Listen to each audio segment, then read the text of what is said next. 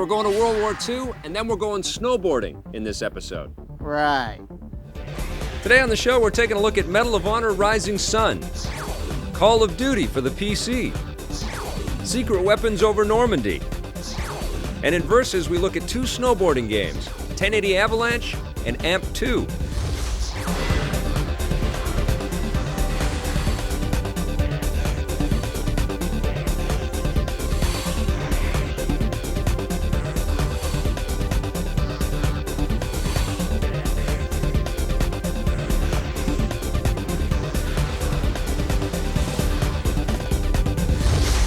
First up, we're going to take a look at Medal of Honor Rising Sun. It's from Electronic Arts for the PlayStation 2, the Xbox, and the GameCube. And what'd you think of this one? Well, I gotta tell you, Medal of Honor Rising Sun was one of my most anticipated games, and this game did not disappoint. The emotion that you go through in this game completely just brings you there, and you feel for all these soldiers. The opening scene starts in Pearl Harbor, right? And the sound is some of the best sound design I've ever heard in any video game.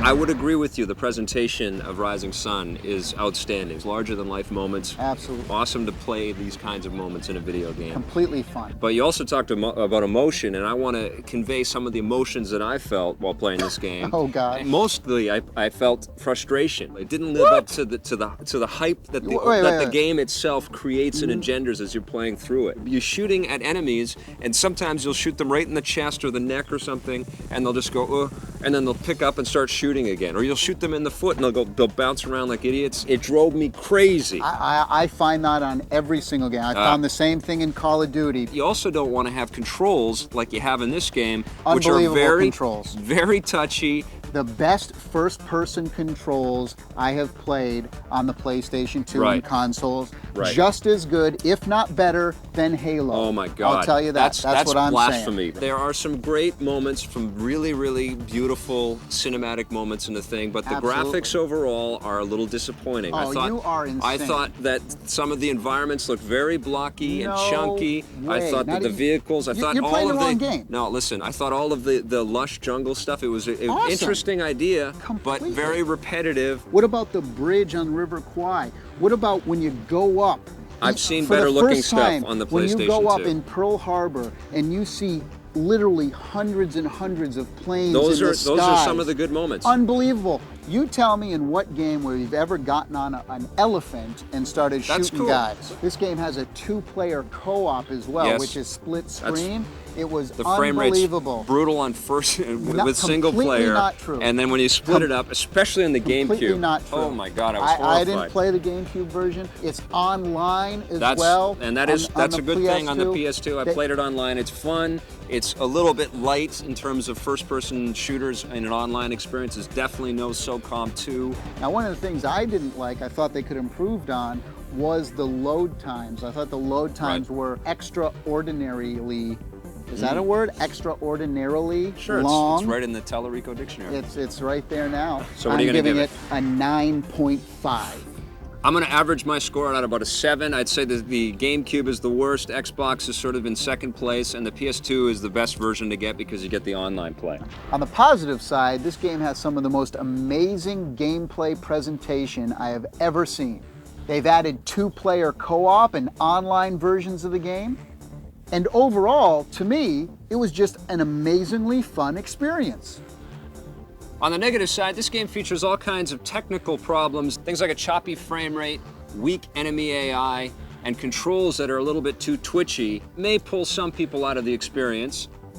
All right, now we're going to talk about Call of Duty. Before we do that, I'd like to give you some of my canteen because that was a very intense review we just Want me to cool down a little bit? had, and we should probably cool down going into our... I did get a little emotional. Yeah, going into our next thing. I know you might be parched.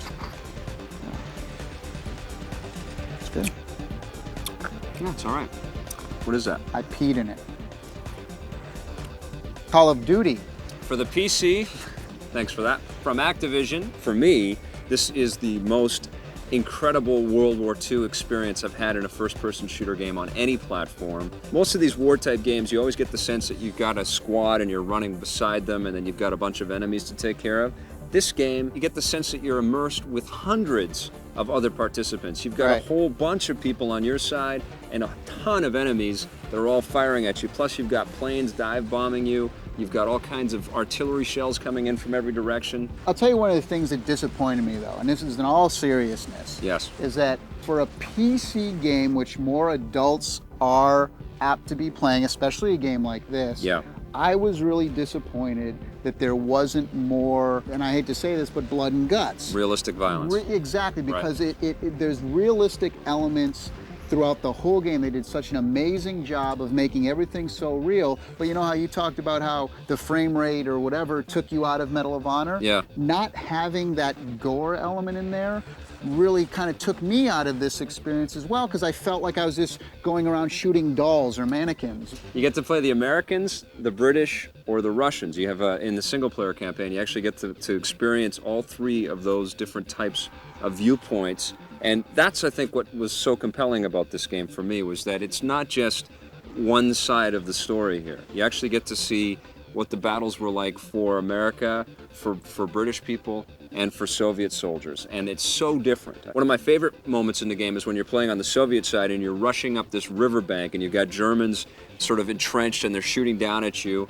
And you get off of this boat and you find that you're not given a gun. You get bullets, and you're basically left to your own devices, so you can pick up a gun if somebody dies, kind of thing. I wasn't really sure who my enemies were and who the people on the team. You mentioned that it felt like there's hundreds of people around. Yes, that's true, but to be honest with you, like, they're all kind of, they're very confusing. So I was shooting my own guys. Which is a statement, man. War is madness. You'll have a lot of, basic storm, the enemy type missions, but then you'll also have some things where you have to bust people out of prison camps. My favorite missions in the game, though, are the ones where you have to basically fend off the enemy and wait for your reinforcements to come in, because it is just brutal. Now, you could hide behind dead cows. I mean, how many times do you see that in a game? I think this is big the first. Old dead cow carcasses. I think this is a first, and it's good absolutely stuff. Loved every second I got to play with Now, this what thing. about multiplayer? Multiplayer is amazing as well. The maps are beautifully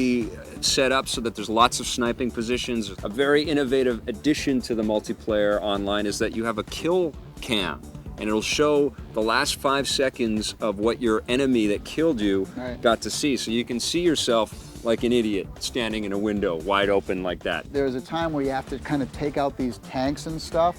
I had the guys, my troop members, get up on top of the tank. They lifted the thing, started shooting down there, dropped a grenade, and then jumped off the tank. I'll tell you something, Call of Duty is my favorite PC game of 2003. Seriously, the best World War II video game I've ever played. I love Call of Duty. Definitely pick it up. 10 out of 10. 9.5. On the positive side, the scale and scope of this game is mesmerizing. In the single-player campaign, you get 3 different viewpoints on the World War II experience. And multiplayer is absolutely stunning as well, with a very innovative kill cam feature. On the negative side, it's sometimes hard to tell who the enemy is. And for me, I wish there was more realism in the blood factor.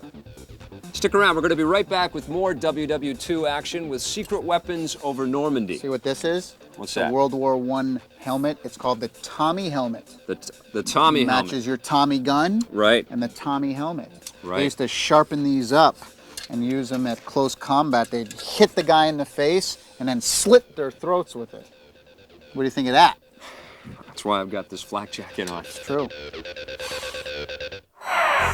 Hey, check out G4TV.com on our new time, Sunday at 10, where we're going to be talking about gaming addiction. And don't forget to watch G4TV.retro every day at 4.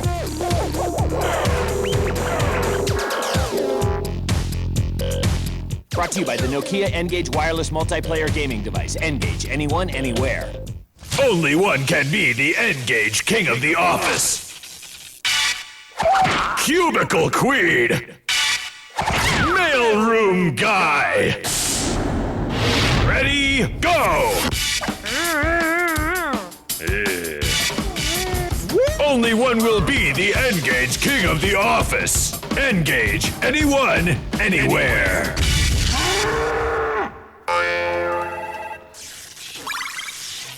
Winter Fresh, it's icy cold bread. It's Winter Fresh, icy cool bread, 24/7. Winter Fresh Network, where icy cold breath is always on.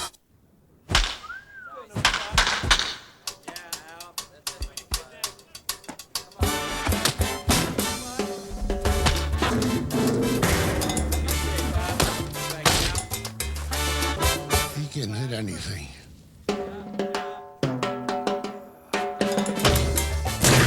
Break out the whipping stick and punish pitchers. MVP Baseball 2004. Ready for everyone. EA Sports. It's in the game. All right, people, let's go. We got free masks for you today. Free mask. Get your free masks, people. You gotta learn to protect yourselves. Free mask. It's an epidemic going on out here. Free mask. Come on, people. Protect yourselves. It's not a joke. It's not a joke. 50,000 people die each year from secondhand smoke. I worked where people smoked. I chose not to, but I got lung cancer anyway. What made you come back now? I just wanted to relax, catch my breath. We try to keep things simple. If the life you believed in was threatened, They're selling drugs out of the casino. I want to bring you inside. No, what would you do? I'm not gonna let this stand. Whoever did this left him for dead. How far would you go to save the people you love? You have to know who you can go up against. Is that a threat? The Rock, Walking Tall, rated PG-13. Starts April 2nd. Ted? Barbara? Something's missing. Missing? In the bedroom? In the where? Trojan Man. Trojan Man! What are you doing here? I'm here for her pleasure. For what? Trojan Her Pleasure condoms. They're new, uniquely engineered to satisfy a woman's anatomical sensitivity while helping to protect. You like this idea? I love it. I'm there. New from America's most trusted condom, Trojan Her Pleasure. The pleasure she wants, the protection they trust. My job is done here.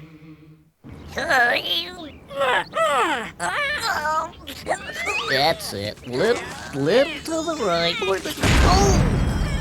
Oops. Medal of Honor Infiltrator. Now I gotta tell you something, this game knocked me dead. Now, Medal of Honor Infiltrator kind of follows the same storyline as Allied Assault and Frontline did last year, where you start by, storming the beachfront at Normandy. I gotta tell you, this game is really, really good. Now, it's not a first-person shooter like those other games. It's a completely top-down view. The thing you'll realize off the top is they have all these amazing video clips, like actual World War II video clips. I'm looking at this thing going, is this my Game Boy? Now they also have kind of a first-person mode where, things are coming out on screen and you have to shoot them. You can't really move in that mode. Now you can also connect this to the new Medal of Honor Rising Sun game, which is out on the GameCube. Now the competition in these war games is pretty stiff around here, so this is definitely the one you're gonna wanna pick up. Medal of Honor Infiltrator, I'm giving it a 9. Hello?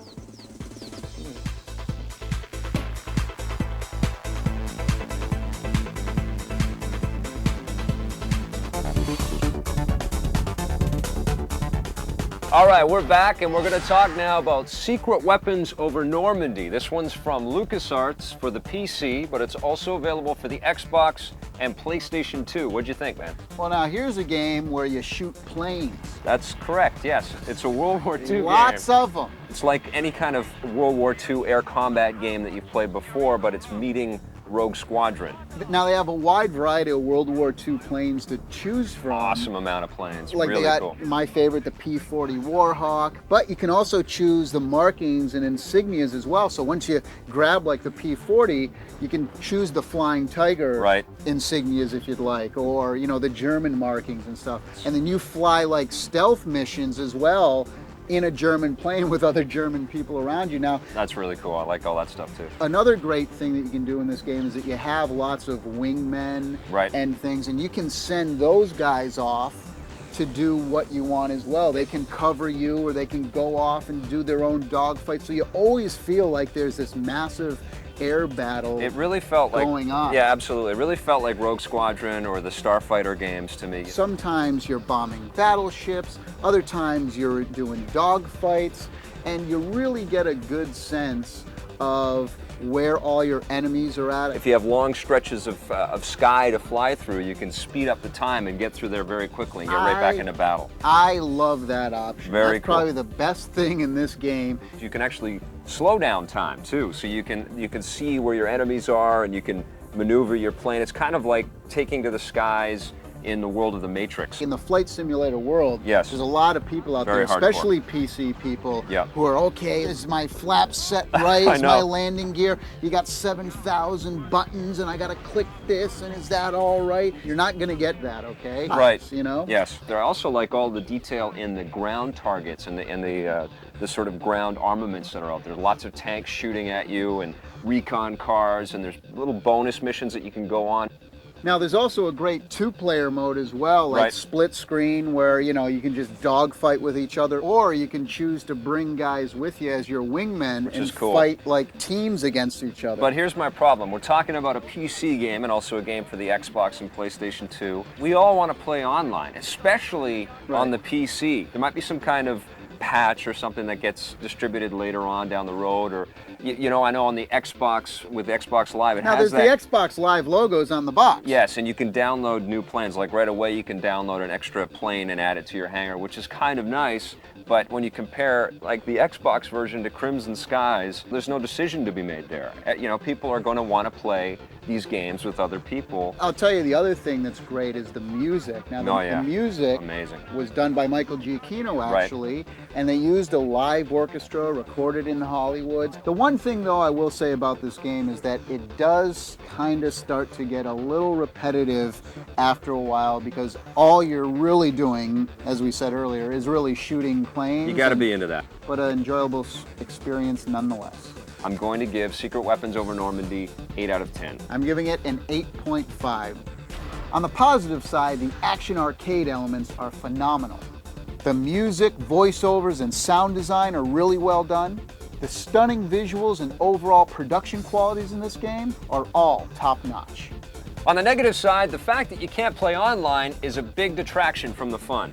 The gameplay can get a little repetitive if you're not super hyped on this genre. And although Tommy and I love the simplicity of the game, if you're a flight sim freak, you might not be too happy about that. Now we're going to take a look at a product that is supposed to be the definitive cheat or anti-cheat device for the PlayStation 2. They're called the Clash Pads. I should have called these the crap pads. The crap pads. That's basically what this is. They have a little box which has a lot of switches on it that enables each of the joysticks to control the other person's joysticks at a random spot by pushing a button. Now you're saying to yourself, well, why would anyone want to do that? And I say back to you, I have no idea. Why the heck would anyone want to control? I guess they're supposed to be used for like fighting games. You can take over the other person's character. Right, and there's But see, if I'm winning, why would I want to take over the other person's character? Well, I think it's for people that are losing. I think it's for people that are having a real tough time. This controller is for losers. This is the message that we're spreading here today. The other problem, aside from the entire concept, is that the actual pads themselves are some of the worst designed and cheap piles we've ever had the displeasure of looking upon. I got an idea. What's that? Save your $40 and just pull out your opponent's controller. Perfect. And great. I'd recommend that over these Clash Pads. I definitely will not recommend the Clash Pads. Nor I. On the positive side, this is an interesting idea. On the negative side, the controllers themselves don't really feel that well designed. Now, Vic mentioned this was an interesting idea. I'd like to substitute interesting with bad. And the controller is so clunky and confusing that you don't even know if this stuff's working or not anyway. Not that you would care. Stick around. After the break, it's 1080 Avalanche versus AMP2.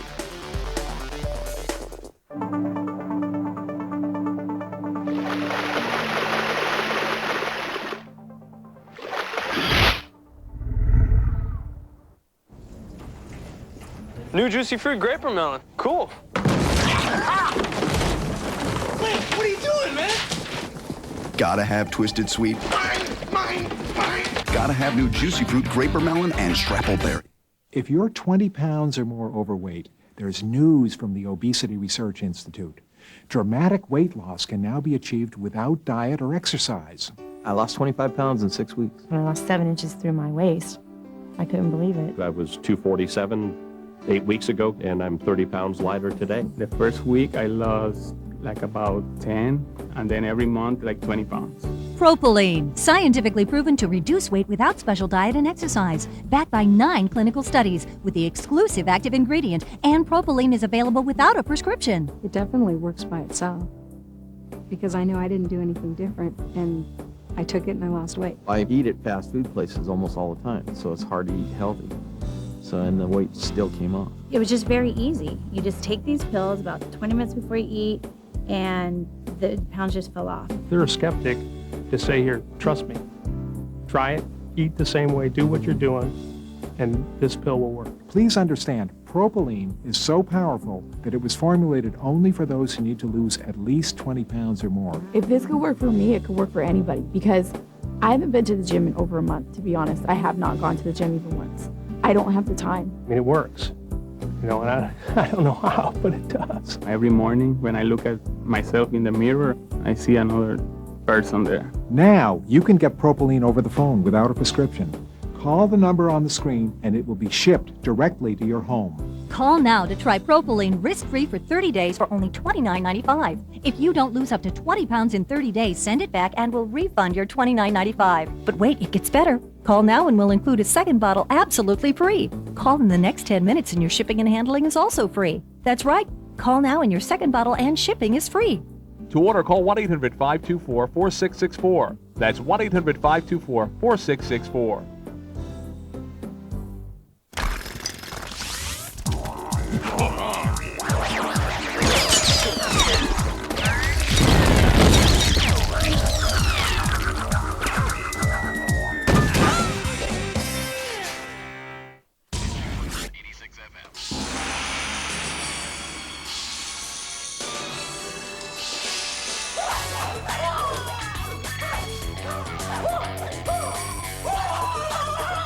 From the makers of Dead or Alive comes the greatest action game of all time, Ninja Gaiden. Rated M for mature. Unleashing your inner ninja. Oh, I'll take a pound of that. Xbox, it's good to play together. Next week on G4, see Hoop's hottest stars as Sweat takes you to the 2004 NBA All-Star Game. You gotta see this. Then, with entry into the Hall of Champions on the line, Team Kaizen faces off against Team 1051 on Arena. And Filter takes you on a chocobo ride through the best games, bosses, and characters of Final Fantasy.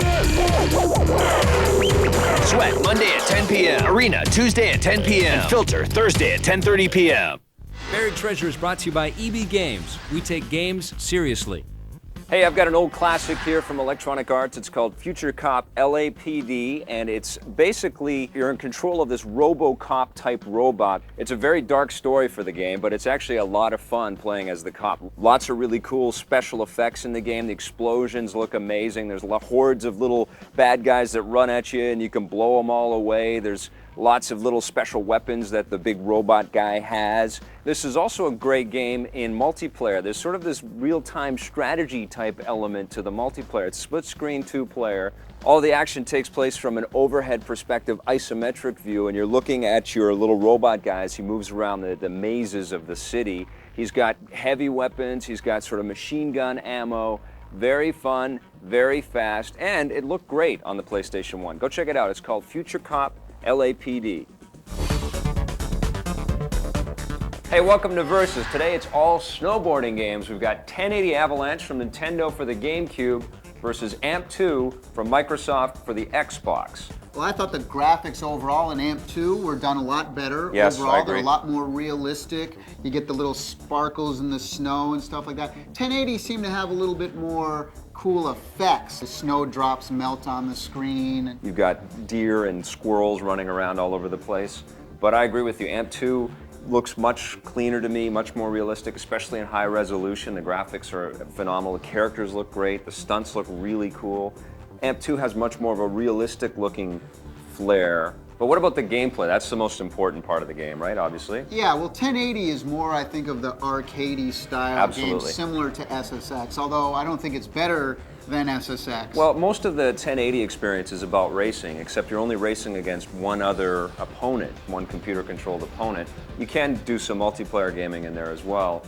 But it seems a little bit thin when you compare it to an SSX, which has a lot more effects going on. Or an AMP2. And AMP2, it feels more like a realistic, more realistic. Yeah, trip to the mountain. You've got different modes, but you know, and you're trying to get media sponsorship and things like that. More hardcore snowboarders are definitely going to like AMP2 a lot better, I think. Absolutely, and the thing that really makes AMP2 shine, even though both games have a multiplayer component, the online play of AMP2 on Xbox Live is unbelievable. I love the King of the Hill mode where you actually have to do tricks and stunts and possess sections of a mountain as you go down. There's also a racing mode online. Both games have a bit of a career thing where you can, you know, increase your stats and make your riders better. You can collect boards in both games. Now, what about the audio in both of these games? Well, because 1080 is more of the arcade style, you also get those cheesy arcade voiceover. Yes, you do. What's up, yo? Yeah. What's up, yo? They also have a lot of good ambiance sound effects, like the train passing over and the helicopters and things like that. The avalanche effects are beautiful. I mean, they look great and they sound great. They got a really good sense of ambience there for sure. Now, the music in 1080, they got about 20 licensed songs, including some, you know, bands like Finger 11 and things like that. Which fits the style of the game. But doesn't compare at all to what AMP2 delivers, which is 300 pieces of music that you can snowboard to, and they all are completely different. You've got slower tunes, you've got faster hard rockin' tunes. You can also load your own soundtrack in for AMP2 as well on the Xbox. Yeah, if you can't find the music that you like in AMP2, you can actually load in your own soundtrack and listen to that, which is amazing. Which you could actually load in the soundtrack to 1080, right, including Finger 11. So there you go. They both sound good, but I think AMP2 definitely takes the cake, and it's from 5.1 surround if you've got that set up at home. So overall, which snowboard game do you think brings more value and fun to snowboard gamers out there? I got to give my nod to AMP2. Right. You know, I think SSX is a better game than 1080 in the arcade style. Right. And AMP2 is the most realistic, you know, snowboarding game out there. I gotta say I was a bit disappointed with 1080. I don't think they upgraded this game enough. It definitely doesn't compare with SSX3. And AMP2 is my favorite snowboarding game of all time. I think that game is absolute genius, especially on Xbox Live. So what would you give 1080 Avalanche? I'd give 1080 a 7. I'd give it a 7 as well. What about AMP2? AMP2, an 8. 9.5 from me. This is a fantastic game. So in the snowboarding wars, it looks like AMP2 triumphs over 1080 Avalanche. Most definitely. Today on the show, we looked at Medal of Honor Rising Sun for the PlayStation 2. This is a great-looking World War II shooter with some technical problems that get in the way. On the PC, we looked at Call of Duty. It has so much action, sometimes it's hard to tell who you're shooting at. Also on the PC, we looked at Secret Weapons over Normandy. This is a very clever arcade action flying game, but it's missing online play. In Versus, we looked at 1080 Avalanche for the GameCube. This is a fun arcade-style snowboard game with some cool environmental effects. And we also looked at AMP2 for the Xbox. This is an awesome, much more realistic snowboard game with a great collection of online modes. Tommy and I both thought that AMP2 was a much better game. In hardware, we looked at the Gamester Clash Pads. You can affect your opponent's controllers with these things, but the pads are clumsy, uncomfortable, and the idea is just plain silly. On the Game Boy Advance, Tommy reviewed Medal of Honor Infiltrator. This is a great top-down shooter with some really cool production values. Well, that's the end of the show. We're all done with World War II games. We'll see you guys next time. Thanks for watching. Okay, so Sphincter, the way this game plays is that what it is like a 3D game. Right. Excellent. Thank you. Okay, what are you going to give it? Thank you and good night.